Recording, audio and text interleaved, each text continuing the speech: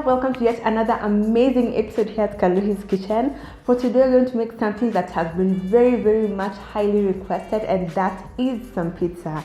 I don't know why I postponed making this. I truly have no reason, but today we are here and we're going to make something super delicious from scratch as well. There are a million different ways you can make your pizza at home. There are many ways you can spin it, and today I'm going to show you one of many delicious ways I make mine right at home. To my returning subscribers, asanteni sana for being here. I really appreciate you guys, and it's super fun interacting with you guys in my comments. And to my new watchers, I know 100% after this video I'm going to earn your subscription. That said, let's begin. Let's make some pizza.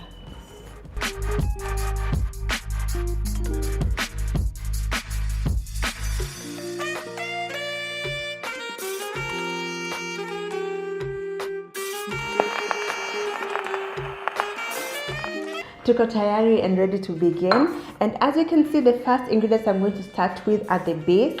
The base of any pizza is the pizza dough, and a great pizza dough makes for a fantastic pizza.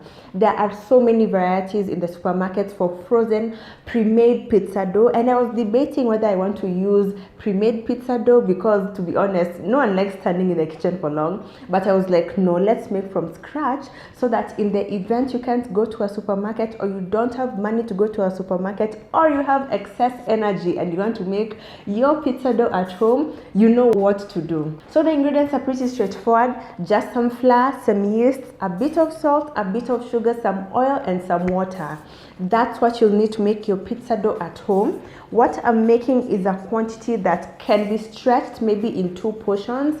You can make your pizza dough in advance. Just make the dough, let it rise, and once it's set, wrap it in a cling film and put it in your fridge, in your freezer. Then once you want to make your pizza, just let it store on your countertop until completely soft and completely at room temperature. Then you can proceed. So let's now go ahead and prepare our pizza dough. To our flour, we're going to add in our instant yeast, salt and sugar, and then whisk it all together. We'll then add our water, followed by our oil, and then proceed to knead for about 8 to 15 minutes until it's set.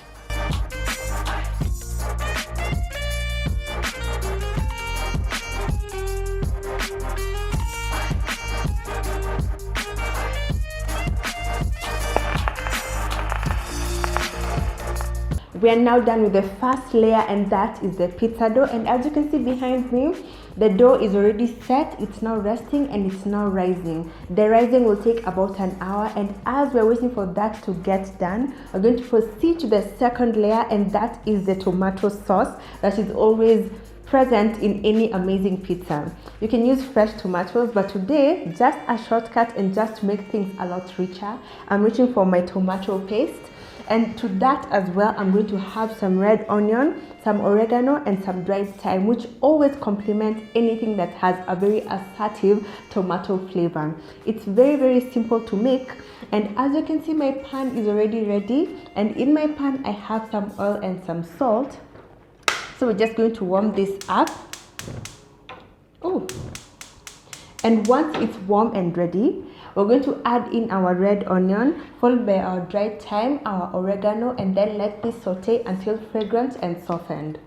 We're then going to add our tomato paste, followed by a tiny bit of hot water, and let this simmer for about 3 to 5 minutes until thickened and all the flavors have come together.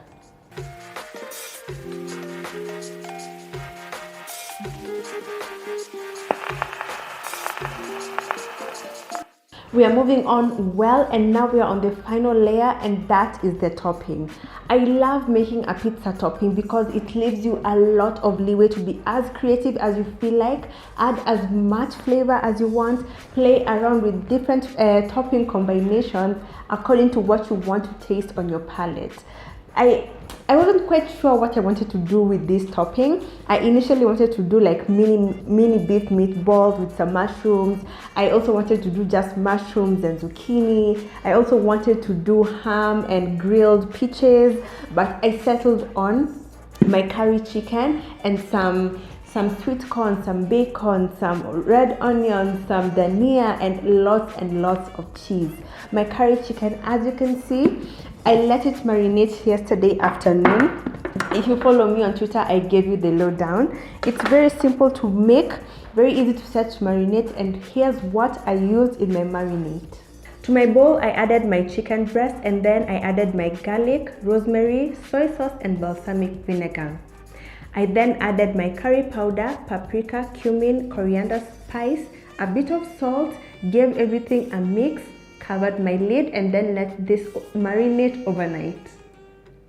As I always say time and time again, every single meat you use for any meat dish, you need to marinate it. Why is marination important? Marination is important because it allows the meat itself to have inherent flavor of its own. The flavors you use to marinate infuse into the meat, and it allows you to have a very nice and delicious eating experience. So always marinate your meat. This makes your pizza even better because it ups the flavor profile, so why the hell not?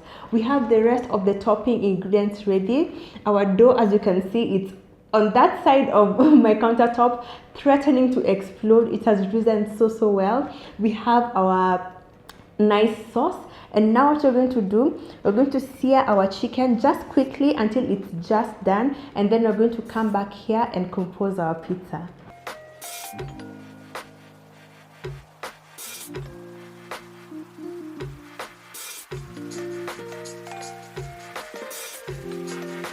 With our chicken now done, we are now ready to go. We are now on to the assembling process.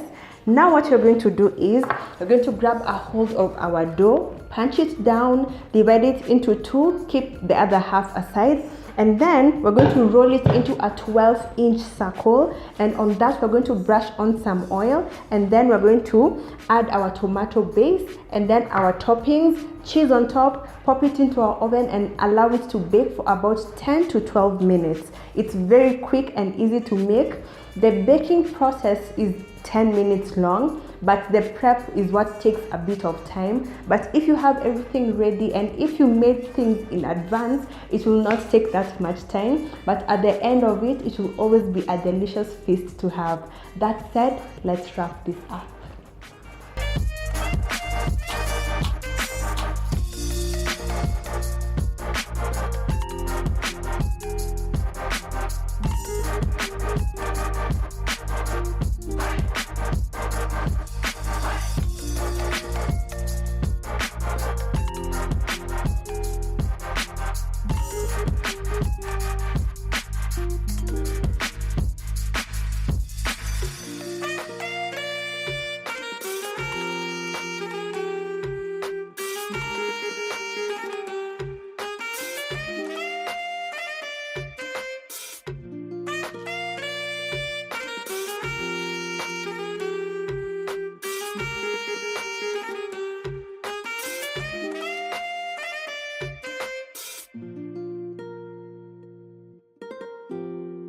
When I tell you guys, this is without doubt the highlight of my day. Believe me, this has turned out perfectly. It smells amazing. The whole neighborhood smells fantastic, and I know it tastes amazing too, because I've already given this a taste test, because I've already taken pictures for the blog. But let's taste it once more together.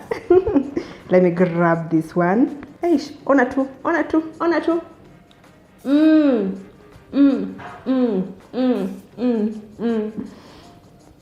This is the best pizza you will ever have in your entire life.